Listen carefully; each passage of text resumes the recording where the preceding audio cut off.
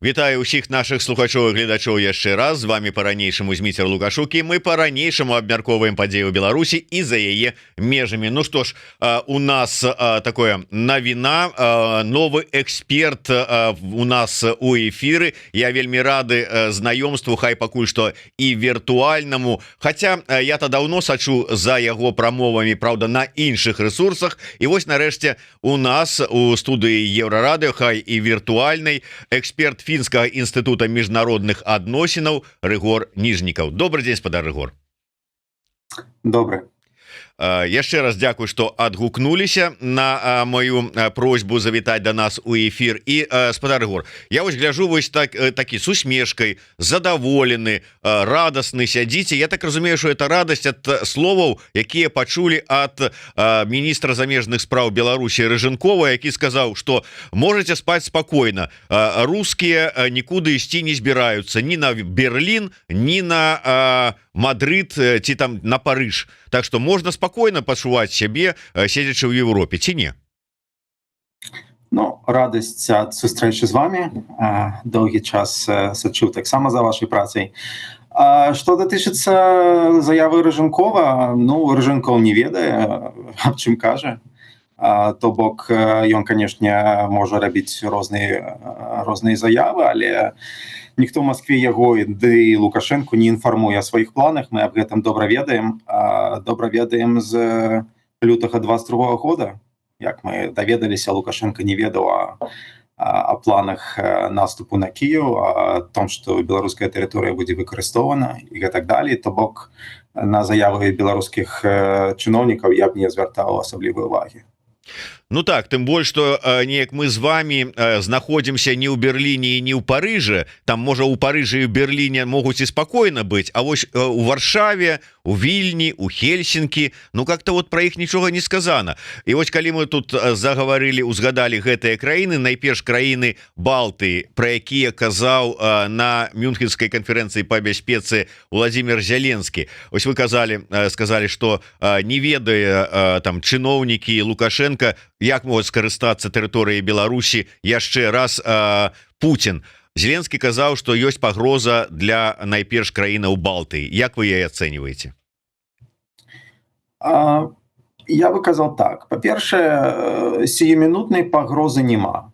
Калі мы просто паглядзім на сітуацыю з пункту гледжання статус-кво, то бок ЗША застаюцца ў Еўропе, альянс НАТО застаецца працаваць, як ён зараз працуе, гарантыі бяспекі краінам Балтыі ад Злучаных Штатаў застаюцца, пагрозы сёння-заўтра няма.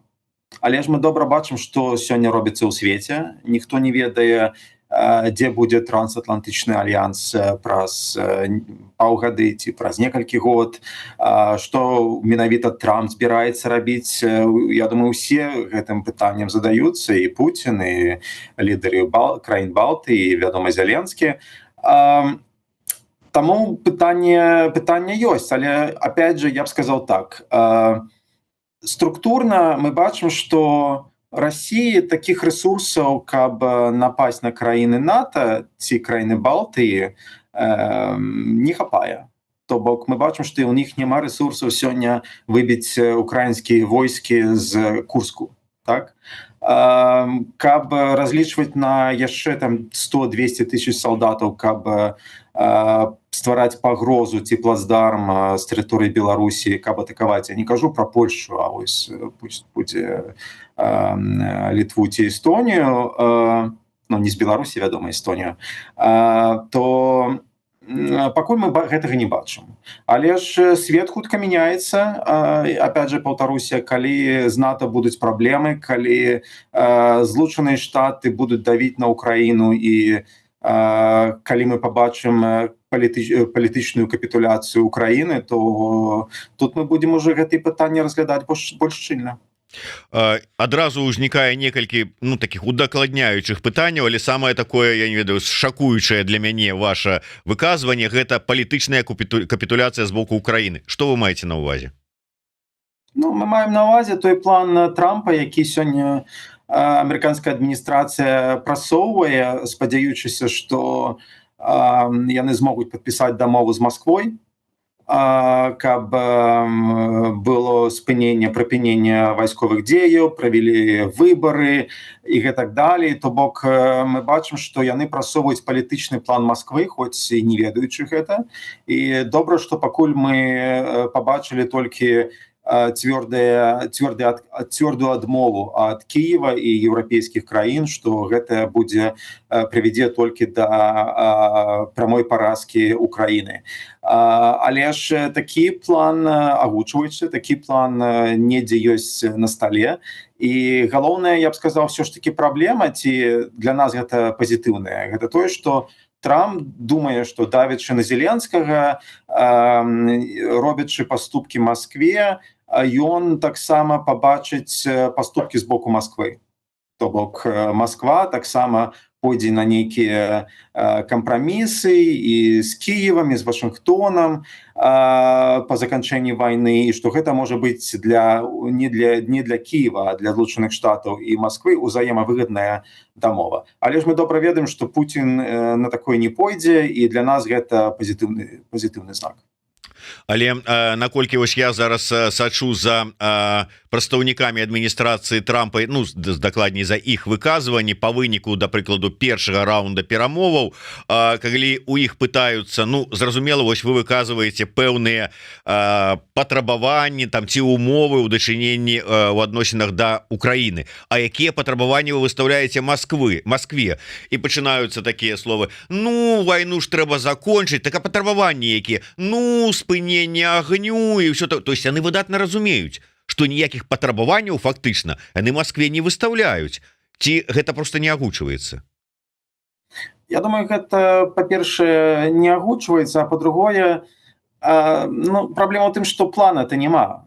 Яны, калі мы кажам пра адміністрацыю, тое заявы, якія робяцца, яны, як кажуць, думаюць, што падчас перамоваў, то есть для них доўгі час падчас перамовы было галоўнай задачай. Мы вяртаемся да сітуацыі, напрыклад, бліжэй да нас, Украіны і Зеленскага ў 19 годзе, калі Зеленскі шоў на выбары пад лозунгам «Спынім вайну праз перамову сустрэчу з Пуціним», і галоўнае было «давайте сустрэнемся, а там паглядзім». І то бок Трамп, в прынцыпе, робіць тое самае, ён думае, што калі мы пачнем размаўляць, мы прыйдзем да кампраміса. Таму плана няма, стратэгіі няма. І я думаю, гэта будзе балючая рэальнасць, да якой гэта адміністрацыя дойдзе праз час, але для нас гэта будзе страчаны час, і гэта будуць балючыя наступствы ўсё роўна. То бок вы сапраўды правы, што я думаю, шмат хто ў адміністрацыі не ведае, што ў галаве Трампа, што менавіта Трамп жадае, як менавіта Трамп збіраецца дамаўляцца, акрамя жадання дамаўляцца. І Трамп таксама не ведае, як спыніць гэту вайну. То бок сітуацыя патавая, і мы просто вернемся да статус-кво праз нейкі час. Вось вы сказали про тое, што в прынцыпе яны ажыццяўляюць план Масквы, не ведаючы гэтага, але про тое, што яны ну как бы падсвядома там ці ну так атрымалася, але працуюць і на Маскву, і на яе план, адразу пачалі казаць эксперты, палітыкі, кіраўнікі еўрапейскіх дзяржаў. Там што, не чуюць? Это ж не тое, что вот сёння прогучала, вечарам яны там пачалі перамовы, і вот как бы не спрацавала гэты ланцужок. Ужо ж колькі часу гучыць вот гэтае, ну как бы папярэджанне аб пагрозе. Да, там не чуюць, но гэта менавіта тое, што мы, як кажуць, бачым у рэальнасці, калі папулісты непрафесійныя, без досведу, што такое дзяржава, як працуе дзяржава, які дзяржінтарэсы ёсць у Злучаных Штатаў, якая роля альянсаў і гэтак далей, прыходзяць да ўлады і лічаць, што, як кажуць, можна проста як я не знаю, IT-кампанію у Кремніевай даліне ці там дэвелаперскі бізнес у Нью-Йорку можна за ўсімі працаваць з гэтага пункту гледжання. Мы бачым, гэта вядзе да катастрофы. То бок мы бачым, што калі прыходзіць нават прафесійны палітык як Рубіо і просто ад яго патрабуюць не яго прафесійнасці, а просто унісон з Трампа паўтараць за Трампам і казаць, які ў яго геніяльныя планы і проста рабіць тое, што трэба, гэта дарога да катастрофы. І гэта тое, што мы зараз назіраем, і сітуацыя будзе пагаршацца, пакуль, як кажуць, гэты аматарскі падыход не прывядзе да крызы ў Злучаных Штатаў. Я кажу не толькі пра знешнюю палітыку, але і ўнутраную. Мы бачым шмат чаго вельмі дрэннага адбываючыся ўнутры Злучаных Штатаў, які адаб'ецца на ўсіх накірунках, у тым ліку на міжнародных забязальніцтвах Вашынгтона. Дарэчы, Трамп анансаваў візіт Зеленскага ў пятніцу у ЗША і сустрэчу. Як вы думаеце, можа падчас гэтай ўжо сустрэчы сам на сам, там падпісанне нейкіх там дамоваў, ўсё ж такі атрымаецца, ну я не ведаю, там дамовіцца з Трампам, нешта давесці яму нейкую інфармацыю, хай не кардынальна яго пазіцыю змяніць, але ну прынамсі нешта патлумачыць. Ну, я думаю, што адразу гэта цяжка будзе зрабіць, тым больш, што мы бачым, што ёсць даволі дрэнныя адносіны паміж Зеленскім і Трампам. Я думаю, у тым ліку мы не толькі глядзім у гісторыю адносінаў, ужо ўсе добра казалі пра сітуацыю з першым імпічментам Трампа, ролю Зеленскага і Украіны і гэтак далей, але і тую сітуацыю, як Зеленскі адрэагаваў на тое, што на тыя атакі, якія Трамп на яго персанальна зрабіў, вывеў усё гэта ў эмацыянальную такую плашчыню, і гэта, канешне, толькі пагоршыла адносіны, я думаю, Трампа да Зеленскага ўсёй сітуацыі. То бок, добра мы бачылі, як трэба рабіць, вось як гэта зрабіў, напрыклад, Эмануэль Макрон, які павёў сябе падчас перамоваў, у тым ліку публічных, з Трампам, як са сваім састарэлым бацькай, які ўжо не ведае, аб чым ён размаўляе, і вось ён так кажа, што ну слухай, ты правы, але вось тут ёсць нюансы. І вось гэта тое, як, дарэчы, вядуць сабе з Трампам усе еўрапейскія хаўруснікі. Што можа давесці Зеленскі, мы не ведаем, але той факт, што гэтая дамова, я думаю, яна, канешне, кабальная і каланіальная для Украіны, але яна таксама добрая з пункту гледжання, як сабе весці з Трампам. І яна, канешне, у нейкім, я лічу, з некага пункта гледжання, яна будзе стане такім крокам да вяртання статус-кво, то бок Украіна паказвае, што яна гатова працаваць з Трампам і даваць яму тое, што ён жадае. Мы ведаем, што ён жадае заўсёды 500 мільярдаў на стале. І такія крокі разам з крокамі еўрапейскіх саюзнікаў, разам з тым, што праз нейкі час Трамп зразумее, што Пуцін яго проста разводзіць ці водзіць па колу, гэта прывядзе да таго, што ўсе гэтыя ружовыя планы наконт збліжэння з Масквой проста разваляцца, і Трампу будзе неабходна вяртацца да палітыкі Байдена ў нейкім сэнсе. Я яшчэ раз звярнуся да перамоваў паміж Расіяй і ЗША, ці дакладней ЗША і Расіяй, другі раунд якіх ужо нібыта абвешчаны таксама, і тут некалькі момантаў. Ну але пачнем, ведаеце, з чаго? Ўсё ж такі, наколькі там было шмат крыўдаў і з боку Еўрасаюза, і з боку тым больш Украіны, якіх не далучылі да гэтых перамоваў. А ў той жа час я чытаў каментары прафесійных перамоўшчыкаў, якія казалі, што на гэтым этапе, можа быць, і правільна яны это зрабілі. Перш чым садзіць усіх за стол, трэба спачатку правесці там перамовы такія папярэднія з адным асобна, з другім асобна, з трэцім бокам зацікаўленым асобна, каб вызначыцца з пазіцыямі, з патрабаваннямі, прапановамі, з тым, на што яны гатовыя пайсці дзеля дасягнення выніка, а потым ужо там у будучым. Вы на баку якой вось версіі? Правільна, неправільна? Як вам бачыцца ўся эта сітуацыя? Я лічу, што то, як Трамп ці Злучаныя Штаты пачалі свае адносіны з Расіяй, пачалі свой, як кажуць, працэс вырашэння пытання вайны, ён все ж таки вельмі небяспечны і неправільны. То бок з пункту гледжання перамоўшчыкаў прафесійных, канешне, так можна казаць.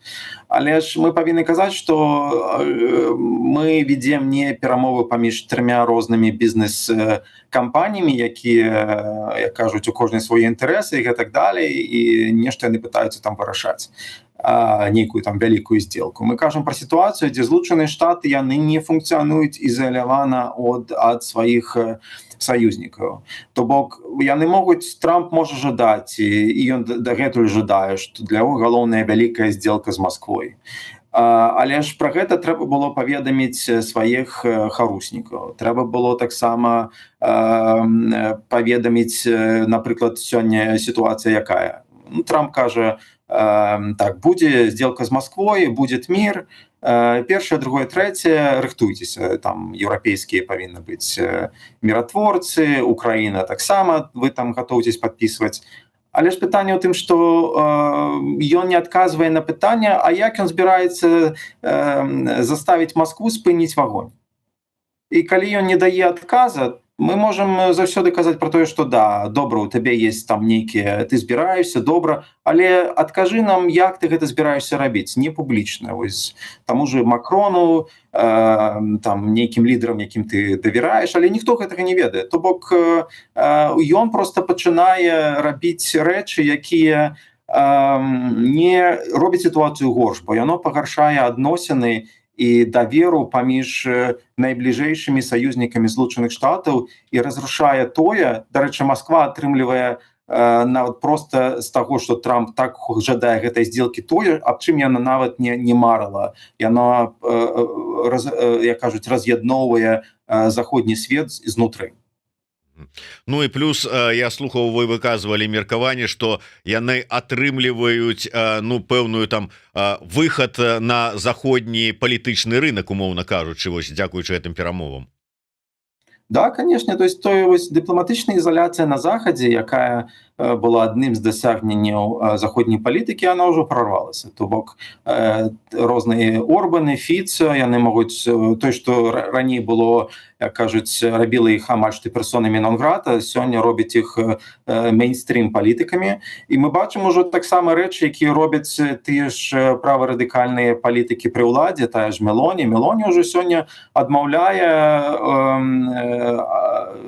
унутры еўразвяза ў некаторых рэчах, якія раней бы зрабілі з яе новага Орбана. А сёння гэта ўжо нармальна. То бок мы пабачым, што пасля таго, нават калі праваліцца ўсе гэта амерыкана-расійскае збліжэнне, мы пабачым шэраг позіркаў у бок Масквы, каб таксама можа зрабіць міні-здзелкі, можа нават у першую чаргу эканамічныя, бо сёння так можна рабіць, раз Амерыка так робіць. Але уявім сабе, што Москва і Вашингтон нейкіх таких паразуменні дасягаюць. І Трамп кажа, мы тут з Путіным падпісалі нейкае такое пагадненне, дамову ці яшчэ што. І Еўропа, вот як вам бачыцца такая рэакцыя? Еўропа скажа, слухайте, это вы падпісалі. Мы тут как-то нічым не подписывались ни под что. Мы не будем гэта выконваць. Ці возьмуць под козырок, скажуць, ну раз вы подписали, то мы ўжо як будзе? Вось гэта галоўнае пытанне. Бо што мы бачым? Мы бачым, што з аднаго боку Еўропа раз'юшана, Еўропа ў шоцы, Еўропа, в прынцыпе, не чакала, што трансатлантычны альянс будзе пастаўлены пад сумнеў. І мы бачым некаторыя рэчы, некаторыя крокі, каб знайсці адказ. Але ж у той же час мы бачым, што, як кажуць, далей за перамовы, далей за, ну, знойдзем яшчэ некалькі там мільярдаў даляраў, еўра і нешта там дамовімся рабіць далей, ці яшчэ раз аб'явім сваю заклапочанасць, пакуль далей мы ніякіх крокаў не бачым. І гэта пры тым, што нічога пакуль, як мы кажам, не атрымалася. Пакуль мы не бачым, каб Трамп і Путін маглі зрабіць гэтую вялікую здзелку. То бок мы не бачым пакуль перадумоў. Але ж калі гэта атрымаецца, гэта будзе, як кажуць, пытанне аб будучым Еўропы, як Еўропа себе бачыць. То бок ці Еўропа становіцца геапалітычным акторам, які разумее, што все, яны застаюцца сам насам, яны павінны самі, в прынцыпе, забяспечваць сваю бяспеку, і гэта толькі падштурхне далейшую інтэграцыю. Ці Еўропа пабежыць у Маскву таксама дамаўляцца з Пуцінам. І вось гэта пытанне, на якое, як кажуць, усе хацелі бы атрымаць адказ, і шмат што будзе залежаць ад таго, як сябе павядзень наступны ўрад Нямецчыны. То бок мы заўсёды казалі пра тое, што ў Еўропы шмат структурных праблемаў, якія трэба вырашаць, і адна з гэтых праблемаў гэта адсутнасць лідарства. Калі Мерц зможа аб'яднаць хай не ўсю Еўропу, бо Орбана ў іншых з імі ўжо нічога не зрабіць, а хай зробіць, як кажуць, такое ядро новай Еўропы, якая зможа адказаць на вось гэты геапалітычную зраду Злучаных Штатаў патэнцыйную, то мы побачым, я думаю, даволі пазітыўныя крокі, але ж я да гэтага ўсё роўна стаўлюся як гэта вялікае пытанне, на якое мы пакуль адказ не маем, і ўсё ж такі шмат аб чым мы можам засцерагацца. То бок, хутчэй за ўсё, сітуацыя будзе развівацца больш у негатыўным плане. Але ж вось Мерц заявіў, адна з першых заяў яго была пра то, што мы павінны імкнуцца да суверэнітэту Еўропы ад ЗША. То есть это вот з гэтага ключа, вот, што трэба самім неяк там гуртавацца і думаць пра сябе, не азіраючыся за акіян. Так, сапраўды, я кажу, што для Еўропы вот нават калі не будзе гэтай сделкі Пуціна і Трампа, Трамп паказаў свае адносіны да Еўропы. І нават калі гэтыя 4 гады кадэнцыі Трампа пройдуць даволі спакойна, то бок не будзе ніякага трансатлантычнага раз'яднання, Трамп зразумее, што Еўропа вельмі важна з усіх пунктаў гледжання, да яго данесуць гэтае. Все равно Еўропа больш ужо не можа палагацца на тое, што Злучаныя Штаты будуць заўсёды забяспечваць бяспеку Еўропы, то бок яны павінны ствараць сваю справможнасць. І таму гэта пытанне, гэта ўжо пытанне, якое не проста вітае ў паветры, оно ўжо на павестцы дня. То бок калі вы гэта не зможаце, то вы заўсёды будзеце аб'ектам міжнародных адносінаў, будзеце ад кагосьці залежаць. Ці атрымаецца? Вось гэта галоўнае пытанне, потому што праблемаў шмат. Напрыклад, Мерц, конечно, робіць такія заявы, але пабачым, якая будзе праграма ўрада, аб чым ён зможа дамовіцца з сацыял-дэмакратамі, на якія крокі ён зможа пайсці. У Еўропы шмат праблемаў, ёсць шмат сілаў такія, якія глядзяць на Еўропу з пункту гледжання такого ж ідэалагічного, як Трамп, то бок і ў Нямецчыне, у Францыі, Ле Пены і іншыя, все яны жадаюць, як кажуць, раз'яднання Еўропы, дэзінтэграцыю, у прынцыпе. Таму гэта цяжкі час для Еўропы, але ж калі яна зараз, опять же, не будзе рухацца зараз, то ўжо што яшчэ трэба? Больш ужо не будзе шансаў. То есть фактычна, калі ёсць такая пагроза, што Еўропа так, выбор, мы павінны сканцэнтравацца, мы самі за сябе, мы тут как бы вот ўжо нема гэта там парасоніка амерыканскага, і хтосьці пачне, умоўна кажучы, аб'ядноўвацца вакол там Германії, Францыі, там хто там яшчэ будзе выступаць за такое аб'яднанне, а хтосьці на чале там с Орбанам, Фіца пабяжыць у іншы бок. То есть і это фактычна можа прывесці да развала Еўросаюза.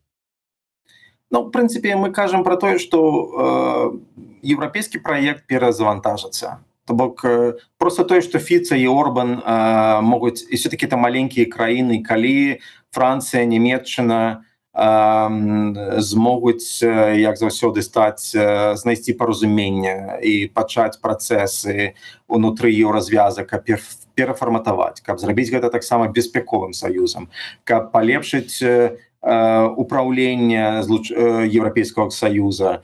Яны гэта могуць зрабіць. То бок мы бачым, што еўрапейскі праект, ён такі, як кажуць, рухаецца на розных хуткасцях, ёсць сектара, дзе інтэграцыя нашмат больш вялікая, як еўразона, напрыклад. Не ўсе ж маюць еўра як валюту. То бок і ў бяспецы можна так зрабіць, але ж павінна быць першую чаргу мы бачым, што краіны Балтыі, Польша, краіны Скандынавіі, яны ўжо гэта разумеюць. Яны ўжо робяць нашмат болей, чым Еўропа для дапамогі Украіне. Яны гатовы рухацца далей у бяспецы. Але ж для гэтага патрэбны вялікія гульцы. То бок калі Нямецчына і Францыя змогуць дамовіцца, калі яны сапраўды зразумеюць, што гэта пытанне выжывання Еўропы, то, я думаю, рух пачнецца. Мы бачым пазітыўныя рэчы. Мы у гэтым плане мы не павінны глядзець на гэта як панічную сітуацыю, не все так дрэнна. Але ж гэта можа пайсці ў іншым накірунку. І я б казаў, праблема ў чым? Мы кажам, разглядаем гэта з пункту гледжання элітаў, то бок наколькі еўрапейскія эліты разумеюць. Мы бачым розныя заявы Макронаў, Мерцаў, польскіх палітыкаў, але ж пытанне і ў выбаршчыках.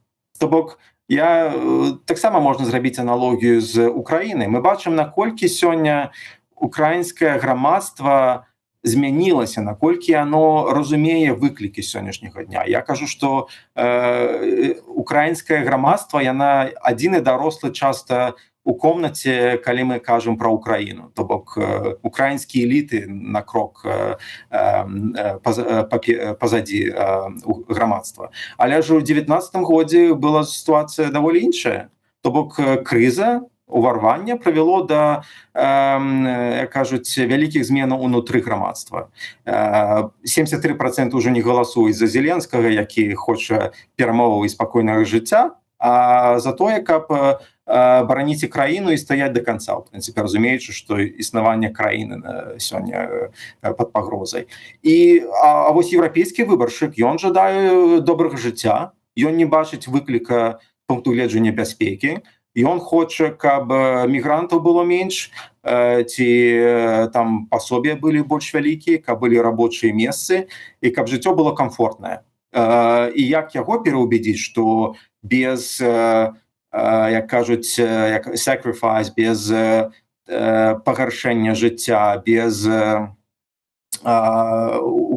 інвестыцый у абаронку і бяспеку гэтага комфортнага жыцця больш можа не быць. Вось гэта пытанне на сённяшні дзень. Як еўрапейцы заставіць так думаць?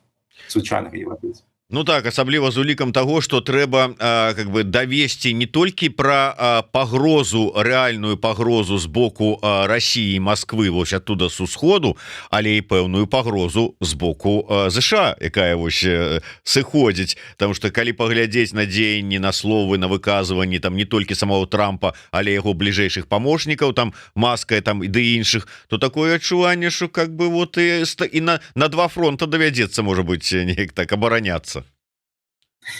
На два фронта, конечно, не будуць яны злучаны, но тое, што факт, што да, Злучаныя Штаты зыходзяць ці зменшваюць, мы гэта бачылі ўжо 10-годдзе, то бок Злучаных Штатах все менш цікавіць Европа і гарантыі для Европы. Я б казаў пра тое, што вось выбаршчык, ён павінен зразумець выклікі, ось які сёння перад ім, да? І эліты павінны таксама добра растлумачыць, чаму трэба рабіць некаторыя рэчы, якія ніхто не хоча рабіць. І вось як менавіта як менавіта гэтую ідэю прадаць, як кажуць, вось гэта пытанне. Таму што альтэрнатыва іншая, гэта тое, што мы опять пабачым сітуацыю, што пасля таго, як Расія даб'ецца сваіх мэтаў в Украіне, у рэгіёне, калі расійскія войскі з'явяцца на мяжы ўжо Польшчы, то шмат хто можа пабежаць да Москвы і казаць, ну ладно, ну хай будзе так, нам галоўнае, каб мы маглі піць сваё капучына і там займацца рэчамі, якія нас цікавяць, а Москва хай тады, каб не стварала праблемаў, мы будзем з імі мець як раней гандлёвыя і эканамічныя адносіны. Ну, а з іншага боку, жылі і ў межах варшаўскага договора, там как бы, що ж такого, можаце і да гэтага вярнуцца, калі вам так хочацца такога спакою. Але я да іншага хацеў бы накірунку перайсці яшчэ больш да нашага беларускага.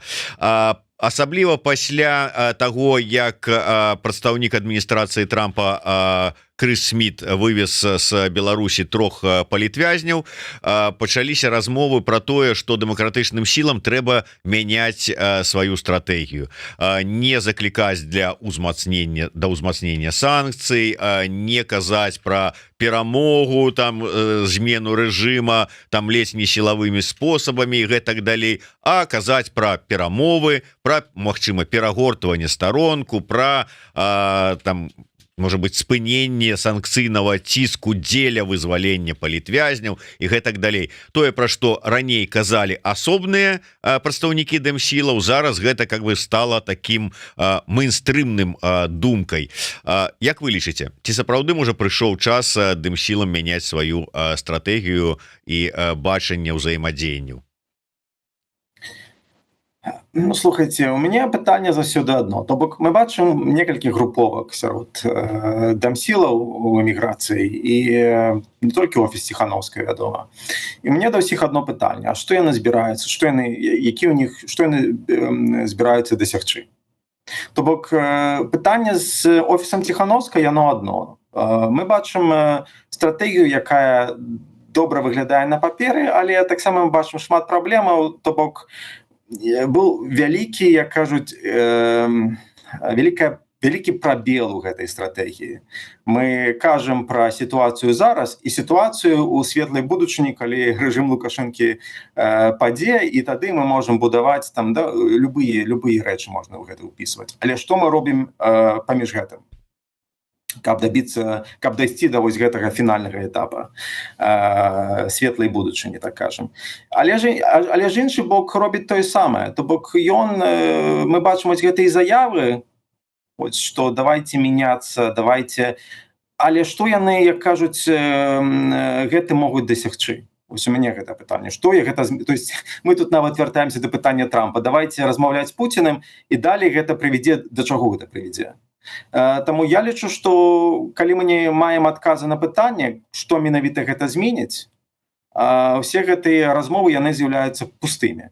І пытанне ў тым, што калі мы кажам пра вось гэтую рэч, што давайте дамаўляцца і ўсё такое, яно нічога не зменіцца. Гэта галоўнае пытанне. То бок мы бачым, што да, на індывідуальным узроўні хтосьці ад гэтага пераможа, да, хтосьці будзе выпущены, напрыклад, з турмы, некаторых закладнікаў адпусцяць, але гэта не зменіць краіну. Гэта не зменіць гэты рэжым. Гэты рэжым будзе працягваць тэрарызіраваць грамадства, будзе браць іншых закладнікаў. То бок мы проста кажам пра рэчы, якія не прывядуць да ніякіх зменаў. І ў гэтым плане гэта галоўная праблема ўсіх гэтых размоваў.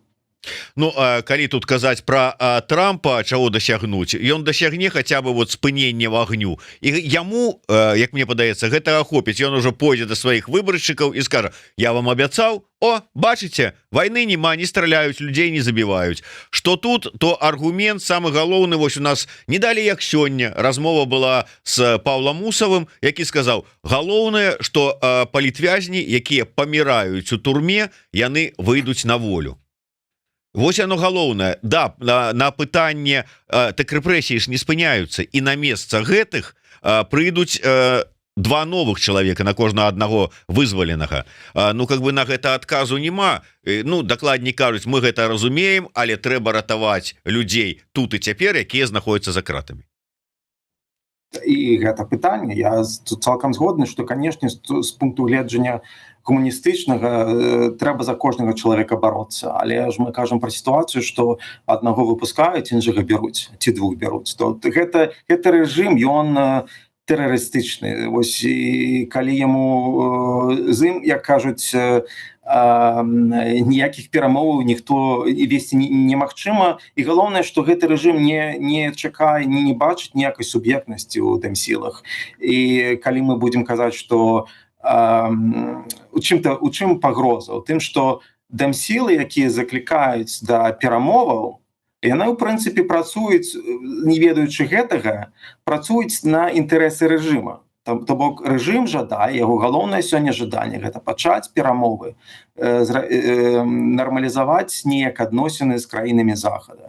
То бок калі краінам Захада кажуць: у нашых інтарэсах, каб вы пачалі перамовы з Лукашэнкай, гэта працуе на Лукашэнку, і гэта не працуе на інтарэсы краіны, бо мы не ведаем, як гэта можа змяніць гэты рэжым. Пытанне ў тым, што з пункту гледжання, як кажуць, сітуацыі ў краіне, Лукашенко не можа змяніць гэты рэжым. Той, хто чакае, што Лукашенко зможа пачаць яшчэ адну такую лібералізацыю мяккую ў краіне, ну гэта мы жывем уже больше не ў 2010-е гады. То бок мы просто ў гэтым плане, не ведаючы гэта, прапануем рабіць заходу тое, чаго жадае Лукашенко, і гэта для мяне, як кажуць, галоўная праблема. Ну я тут у дадзеным выпадку побуду адвокатам д'ябола, возьму на себе ролю оппонента, хоть я как бы можа і не прытрымліваюся гэтых тезісаў, ну как бы каб апанировать вам у дадзеным выпадку, але ж санкцыйным ціскам, санкцыямі, вось гэтым супрацьстаяннем, па-першае, аргументацыя якая, гэтыя санкцыі б'юць не па Лукашэнку конкретно і нават не па яго набліжаных усіх, а б'юць па звычайных шараговых беларусах. Раз, другое, гэтыя санкцыі штурхаюць Беларусь усё больш у абдымкі і ў залежнасць ад России. Да, я заўсёды рады, калі ёсць, кажуць, не маналог, а дыялогі. Дзякуй за такія контраргументы. Сапраўды, па-першае, калі мы кажам пра санкцыі, яны могуць не працаваць так, яны, як мы жадаем, як яны павінны працаваць, але ж гэта не значыць, што як палітыка яна неправільна. То бок мы павінны размаўляць, па-першае, як палепшыць, па-іншае, ці сапраўды яны не працуюць, то бок просто казаць, што слухайце, калі вы футбаліст і б'еце па варотах і не пападаеце, то можа табе не трэба біць па варотах, а мяч у руках трымаць. Ну, мы не павінны так пачынаць размову. Што датычыцца іншай часткі, то і галоўнае, лепш за санкцыі мы нічога не маем. То пагледзячы на всю гісторыю беларуска-заходніх адносінаў, ці ў прынцыпе лукашэнкаўскага рэжыму, мы бачым толькі санкцыі на яго працуюць. Санкцыі як заходнія, так і расійскія. Толькі праз даўленне ён заўсёды прымае нейкія, як кажуць, супрацьлеглыя яго інтарэсам рашэнні. А што датычыцца другой часткі, і гэта галоўная праблема. Я лічу, што тая сітуацыя, якую не беларускі рэжым, а лукашэнкаўскі рэжым апынуўся пасля 20-22 гадоў, яе ўжо не змяніць. То бок мы бачым, гэта рэжым, які трымаецца ўнутры краіны на рэпрэсіях, і які цалкам залежны ад Масквы. Гэта ўзаемазалежныя рэчы. І ніяк ніхто не зможа гэтую залежнасць ад Масквы, не залежнасць, а ўжо, я б сказаў, субардынацыю змяніць. То бок мы ўжо не ў той сітуацыі геапалітычнай, эканамічнай і палітычная, каб казаць пра тое, што Лукашэнку можна адарваць ад гэтага рэжыма. І тут мы ідзем да, як кажуць, трэцяй рэчы, гэта тое, што мы паглядзім на сітуацыю з пункту гледжання не проста беларускага пытання, а той сітуацыі ў рэгіёне. Мы павінны казаць пра тое, што Украіна, якая сёння змагаецца з Расіяй, яна змагаецца і за будучыню Беларусі. Таму што мы добра ведаем, што пасля вырашэння пытання Украіны, хутчэй за ўсё, мы атрымаем анексію Беларусі. І то бок, пакуль Украіна змагаецца, Беларусь мае незалежнасць і магчымасць на захаванне гэтай незалежнасці. І давячы на Лукашэнку, робячы для гэтага рэжыма жыццё ўсё больш і больш цяжкім, мы, ў прынцыпе, давім на Маскву, то бок Масква павінна больш траціць на падтрымку рэжыма Лукашэнка, і гэтыя грошы не ідуць на вайну в Украіне.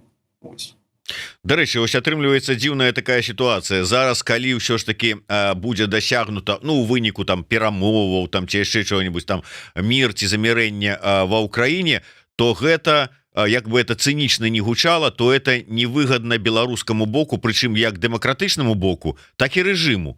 Бо калі мы кажам пра дэмакратычны бок, нам же мы заўсёды казалі, чулі дакладней такое, што гэта перамога Украіны ў вайне з Расіяй, гэта в акно магчымасцяў для дэмакратызацыі Беларусі. Атрымліваецца мір без паразы Расіі, гэта акна магчымасцяў няма. З другога боку, калі мы кажам пра рэжым, мір, то у Расіі з'яўляюцца магчымасці і как бы такія сродкі для анексавання Беларусі? Так, я бы сказал тут такую рэч, непапулярную, але ўсё ж таки мы павінны казаць про тое, что дэмакратычныя сілы у эміграцыі яны сёння уже не з'яўляюцца ніякім палітычным акторам унутры краіны. І канешне, гэта цяжкая параза і для них, і для тых, хто жадае змена ў краіне, у Беларусі зараз і будучыні, тому што хоць яны робяць шмат рэчаў, якія добрыя, якія шмат у чым важлівы, але акторнасці ўнутры краіны яны ўжо больш не маюць. І сёння іх задавальняе статус-кво. Вось гэта цяжкая сітуацыя, дзе яны не змогуць прыйсці да ўлады ў Беларусі, ніхто з гэтых, хутчэй за ўсё, асобаў. А інстытуцыі, якія яны будуюць за межамі краіны, яны не маюць ніякага уплыву, ніякай важлівасці і з'яўляюцца такімі гульнямі у сімуляцыю, якія добрыя ў часы, як кажуць, спакойныя, а не сённяшнія. І для них, канешне, я думаю, для каго вось гэтая сітуацыя, дзе яны ў Варшаве размаўляюць пра будучыню Беларусі, што вельмі вызывае добрыя одгукі у Брусэлі. Для них гэта сітуацыя, якая з'яўляецца комфортнай і якую яны, я думаю, не шмат у чым хацелі б мяняць. І для Лукашэнкі тое самае. Канешне, паразка Москвы прывядзе да паразкі рэжыму Лукашэнка, ён не працягне 2 сутак пасля таго, як гэты рэжым Пуціна абрынецца. А чаму? Чым ён же ж і так выгадны Пуціну ў тым сваім форме, у якой ён ёсць, ён робіць усё, што ад яго патрабуецца з Крамля. Да, зараз пры ваенных дзеях, дзе для Пуціна няма часу на Беларусь, яго цалкам задавальняе такі зід-старшыня, які робіць, як вы кажаце, ўсё, што ад яго патрабуецца у Беларусі. Але ж калі Путін гэты рэжым гіпатэтычна прайграе і падае, з ім падае і лукашэнкаўскі рэжым. То бок ён, як кажуць, як кліент гэтага рэжыма, без гэтага рэжыма ён не зможа існаваць. Бо ўнутры краіны няма падтрымкі. Я думаю, ні сярод элітаў, вядома, і сярод грамадства таксама няма. Але ж пытанне ў тым, што калі Пуцін перамагае, думаю, вось гэта вы маеце на ўвазе, калі Пуцін перамагае, тады у чым, для чога яму Лукашенко? Лукашенко для яго проста, як кажуць, чалавек, які грэе месца. І калі Украіна вяртаецца у лона Москвы, як гэта аб чым марыць Владимир Путин, адразу і Беларусь ідзе ў камплекце. То бок у яго вось гэты план аб'яднання славянскіх краін, які адзін народ. Вось это прыгожае завяршэнне, гэта тое, як бачыць сваю легасі, сваё наследие Владимир Путин. То бок Лукашенко уже не будзе патрэбна, Лукашенко, калі будзе артачыцца, выпадзе з акна, а хутчэй за ўсё просто пераедзе, куды яму трэба. Ну, ці неўдала упадзе дзе-небудзь на льдзе ў ледовым палацы падчас хакейнага матча.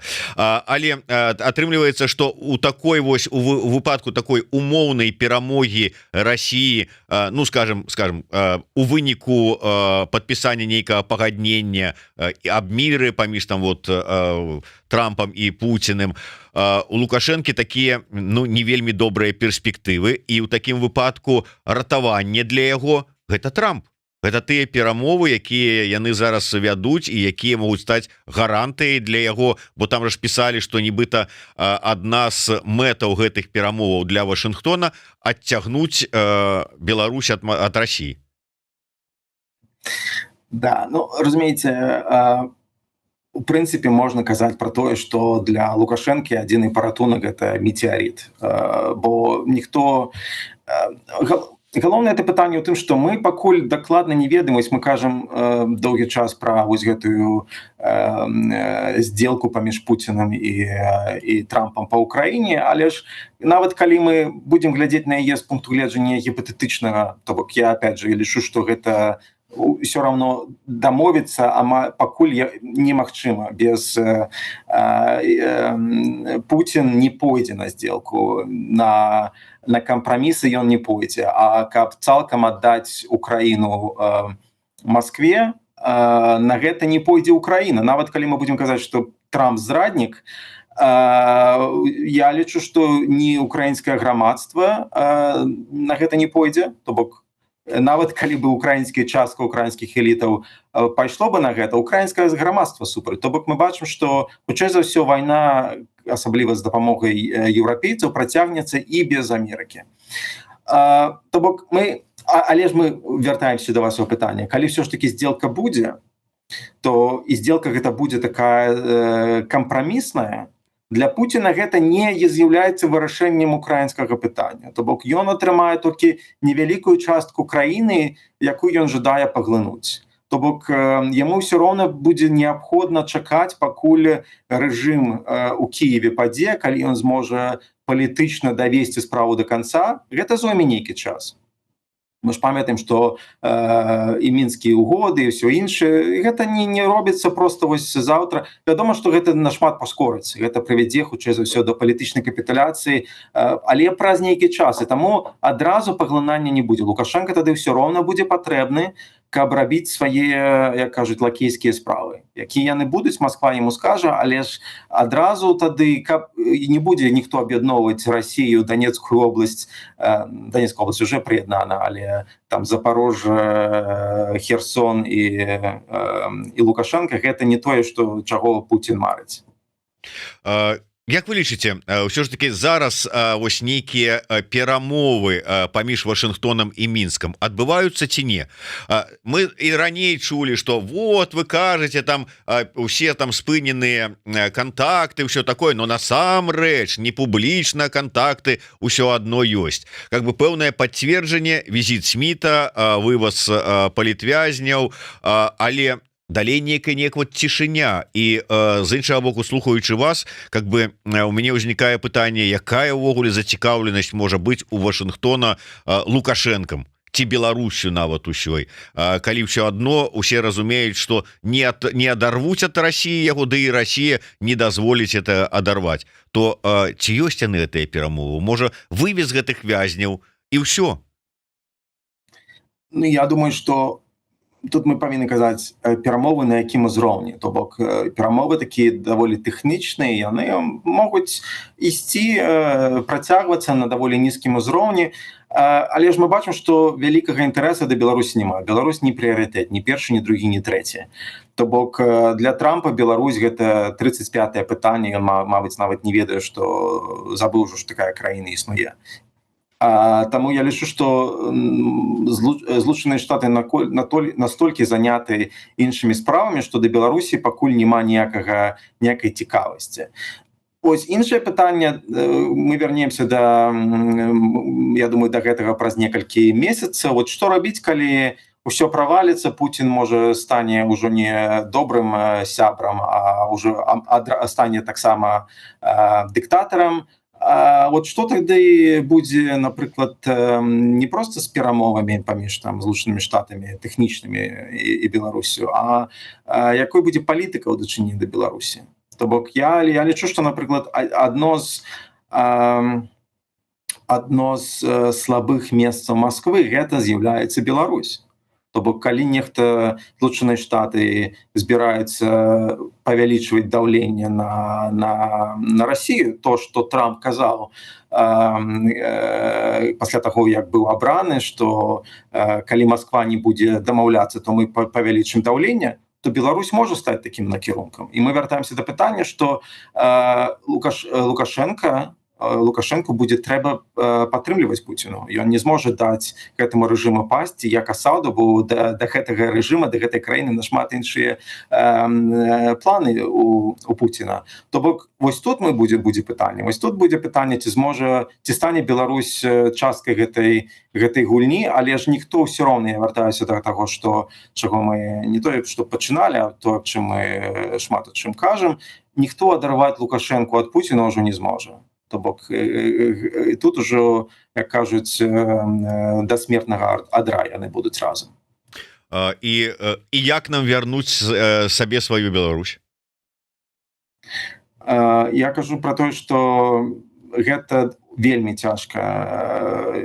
І, канешне, справа рабіць нейкія стратэгіі, планы, яна вельмі такая, кажуць, балючая, бо кожны такі, як я, адразу раскрытыкуе, кажа, гэта не спрацуе, але ўсё равно трэба, як кажуць, рабіць нешта, рабіць, як кажуць, рэчы, якія, як кажуць, все роўна магчымы. То бок мы бачым, што гэты рэжым вельмі слабы. Ён трымаецца на рэпрэсіях і трымаецца на маскоўскай падтрымцы, розных датацыях і, у прынцыпе, шмат у чым на тым, што беларускае грамадства вельмі хвалюецца за вайны. Але ж гэта не робіць яго моцным, то бок яно вельмі слабае. Мы бачым таксама, што беларускае грамадства, яно, як кажуць, галоўны саюзнік і Еўропы, і Украіны, і, у прынцыпе, незалежнай Беларусі, незалежнай і дэмакратычнай Беларусі. І пытанне ў тым, як гэтага саюзніка, які патэнцыйна, можна сказаць, спыніў больш шчыльны удзел Лукашэнкі ў вайне ў 22 годзе, як яго, як кажуць, як яму дапамагчы, як з ім працаваць. І я думаю, тут галоўнае пытанне, мы нічога не робім у гэтым накірунку. То бок дэмакратычныя сілы, ніякі з табараў у гэтым накірунку не працуе. І я думаю, тут, як кажуць, галоўны пласт працы, вы робіце рэчы, то есть медіа шмат што робяць, але ж гэта толькі невялічкі адсотак таго, што патэнцыйна можна рабіць. І тут, канешне, шмат у чым залежыць не толькі ад беларускага грамадства па-за межамі краіны, грамадзянскім суспільствам і так далей, але і то, як кажуць, спавадзіць нашых еўрапейскіх партнёраў, каб яны працавалі разам з намі, а не проста, як кажуць, тое, што мы назіраем апошнія некалькі годаў, гэта такі як палітычны футбол, што дэмсілы кажуць, што трэба нешта рабіць, але, як кажуць, Еўропа хай укладаецца і нешта робіць, а еўрапейцы кажуць, мы ж дапамагаем вам, вы павінны рабіць, і ніхто нічога не робіць.